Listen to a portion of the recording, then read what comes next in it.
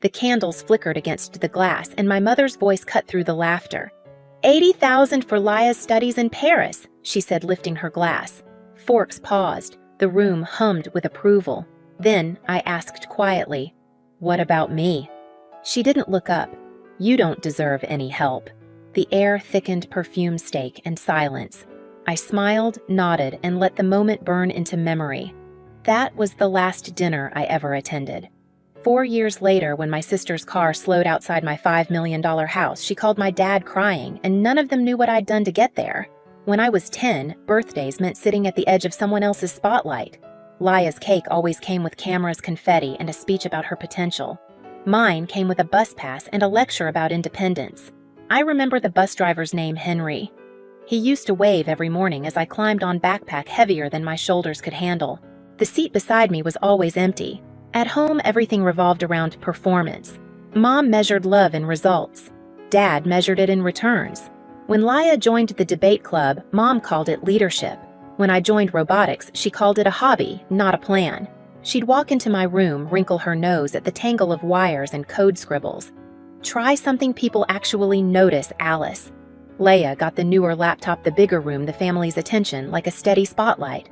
I got the quiet parts, editing her essays, fixing her phone, running errands in the rain. Mom said I was helpful. Dad said I was practical. Neither of those words felt like love. One summer, I won a local coding competition. I printed the certificate myself because the email said, "Congratulations, your project ranked first." I showed it to Dad while he was fixing the sprinkler. He squinted at it, nodded once, and said, "Well, that's a start." Mom never asked what the project was. Laya posted about her Paris exchange interview that same night, and the comments filled our family group chat until my phone died from the notifications.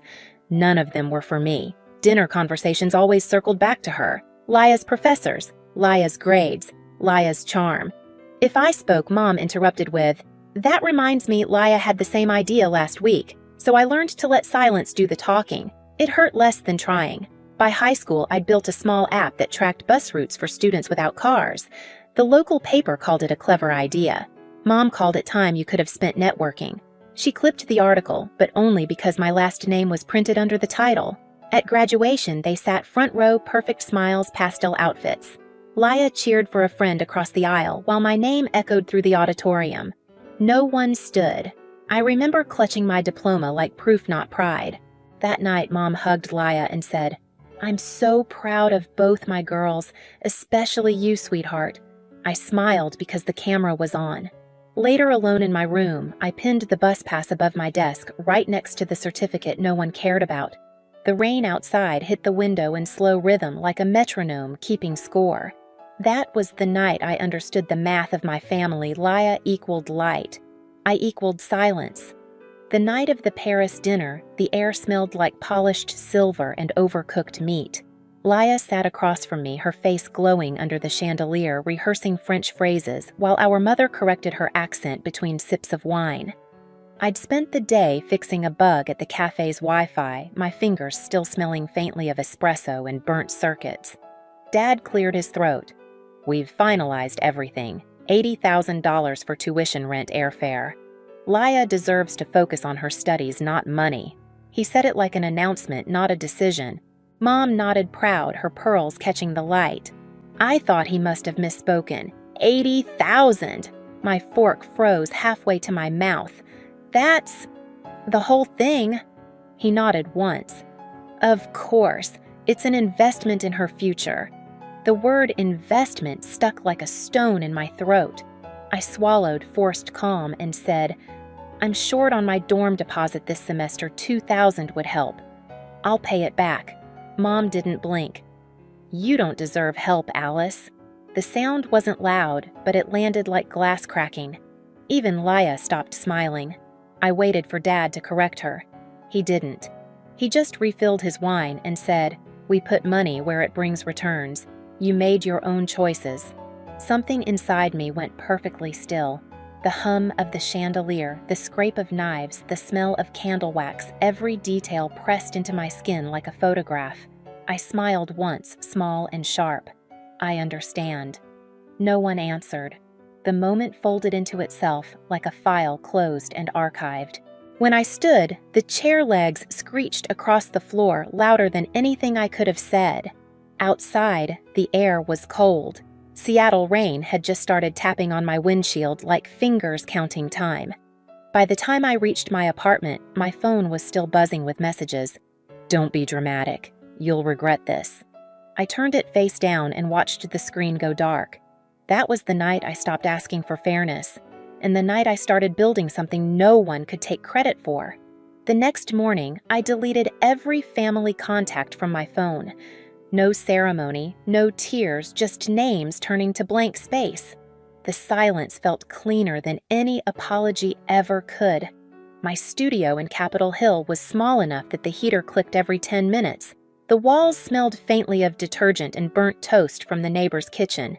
I made coffee, opened my laptop, and built a new folder life plan. Inside it, I logged 3 files savings goals projects.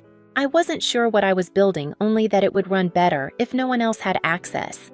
By day, I brewed coffee for strangers, fixing the cafe's Wi-Fi when it crashed. By night, I coded under the yellow desk lamp, the hum of rain constant against the glass. I tracked every hour, every cent, measured life in small returns. My only rule was simple: document everything. When people leave holes, data fills them. A few months later, I landed a part-time IT job at a logistics startup downtown. Glass walls, whiteboards, the faint scent of new carpet, and ambition. My badge read Wayfinder Labs, contract engineer. 12 people shared that office, but at night it was mine alone. I stayed after hours testing lines of code until the sun tinted the blinds gray. That was when Arjun noticed me. He leaned over my desk one evening, watching my screen glow. "You're optimizing delivery routes." I nodded. "Just a side project." He smiled. "Then make it your main one. If it works, we'll pitch it." We did. 2 weeks later, Wayfinder Labs had a prototype and a name for the module Wayfinder. We tested it with small businesses, coffee shops, bakeries, flower deliveries. Each data set I cleaned felt like reclaiming a piece of the control I'd lost at that dinner table. I kept everything: notes, fuel logs, emissions reports, client emails. When the pilot succeeded, Arjun called it innovation. I called it proof. Zoe, my roommate, sometimes dropped by the office with takeout. "You're obsessed," she teased, handing me a warm paper bag. "I'm building distance," I said. She raised an eyebrow. "From what?" "From permission." The months blurred into graphs and quiet victories. My therapist, Dr. Monroe, taught me the vocabulary for what I'd lived through: conditional love, emotional invalidation. "Your parents didn't reward you for being good," she said softly. "They rewarded you for being useful." I nodded. "Then I'll make usefulness my own." By the end of that year, Wayfinder became more than code. It became a voice I didn't have to raise. Numbers spoke. Reports replaced arguments. When the company offered to spin it into a startup, Arjun made me CTO and co-founder. We signed the papers in a glass conference room overlooking Lake Union. Rain streaked down the windows like slow static. I signed my name without shaking. Every milestone I logged, every invoice I tagged. It wasn't paranoia, it was architecture. Control had shape, and I could finally draw its blueprint. The next 3 years were a blur of expansion and quiet triumphs. Wayfinder grew from 2 desks to 2 floors. Our emissions cut model hit national news. An angel investor backed us after seeing our pilot data. I didn't buy new clothes or post about it. I still wore the same gray hoodies and tied my hair the same way. But I upgraded the laptop and kept the old one in a drawer like an artifact from a different version of myself. One evening, as I cleaned out that drawer, I found the torn note I'd written after that dinner. "Call Mom," crossed out hard enough to rip the paper. I ran my finger over the tier. Then I folded it neatly and filed it under Archive. Lessons. 4 years passed like that, quietly, steadily, until one small notification changed everything. The real estate app pinged with a new listing, a lakeside home in Medina. I clicked out of curiosity, then didn't stop. The house was minimalist, all glass and wood facing the water. It cost $5 million, the same number that had once sounded impossible. I bought it. No co-signers, no permission, no shared names.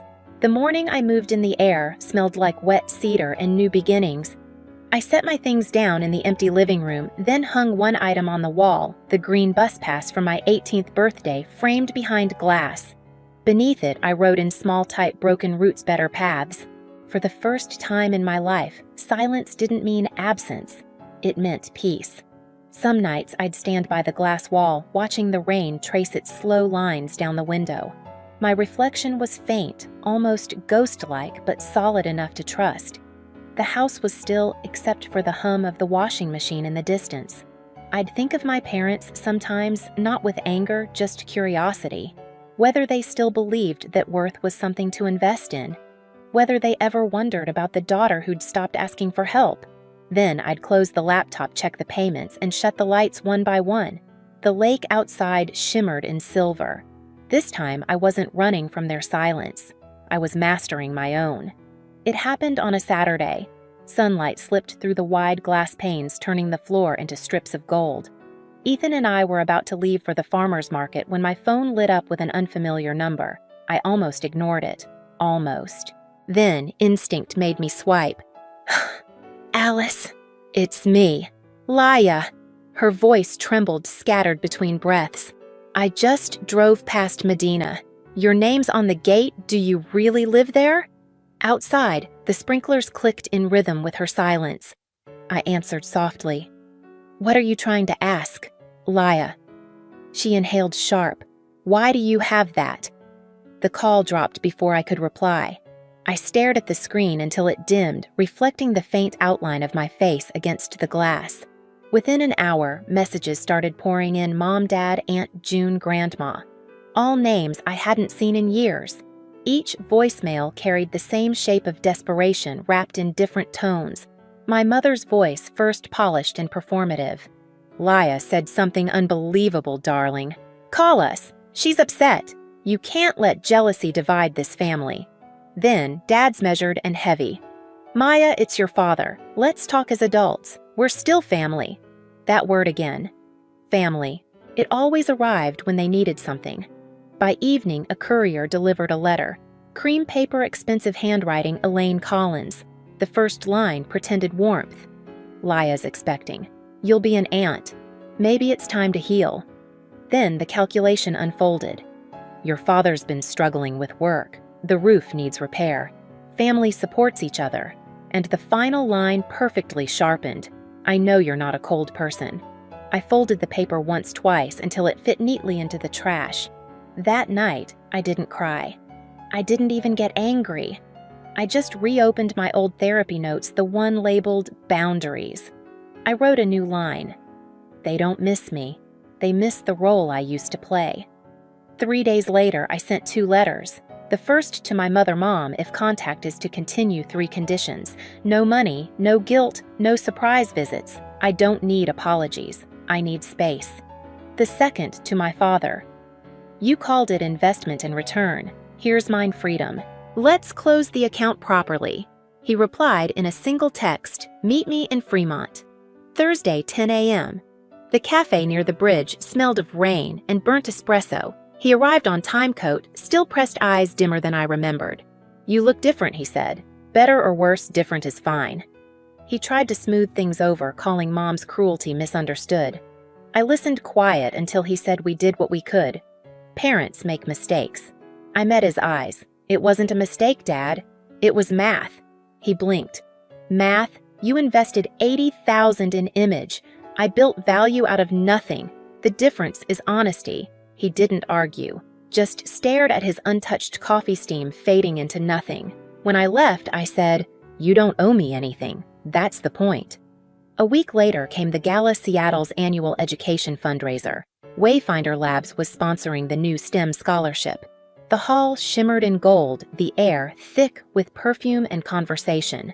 Ethan squeezed my hand. "You ready?" I nodded, spotting them before they saw me, Mom in pearls. Laya in pale blue, her pregnancy softening the sharpness of her face. They approached, smiling for the crowd. Mom's voice was honeyed steel. "We came to congratulate you. You've done so well. But remember, success means giving back. Laya's preparing for the baby, and your father still needs that roof." I let her talk. Then I turned to the host and said calmly, "Excuse me." A stage assistant appeared with a pearl white envelope I'd prepared earlier. I took the microphone steady. Tonight, I'd like to make a personal contribution, $80,000 to fund scholarships for young women told they don't deserve help. The hall fell silent. Then applause broke rolling like thunder. I looked straight at my mother. You once called it an investment, I said softly.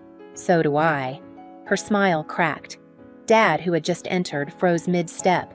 The spotlight hit the check, $80,000, signed by Alice Collins. It glowed under the lights like quiet justice. When the applause faded, I walked off stage past their stunned faces into the cool Seattle night. Rain had started again, thin, steady cleansing. After the gala, I didn't post a thing. No photos, no captions, no statements. Silence spread faster than any headline. The next morning, the city was washed in mist. I stood by the lake barefoot on the cold wood deck, the water silver under the soft rain.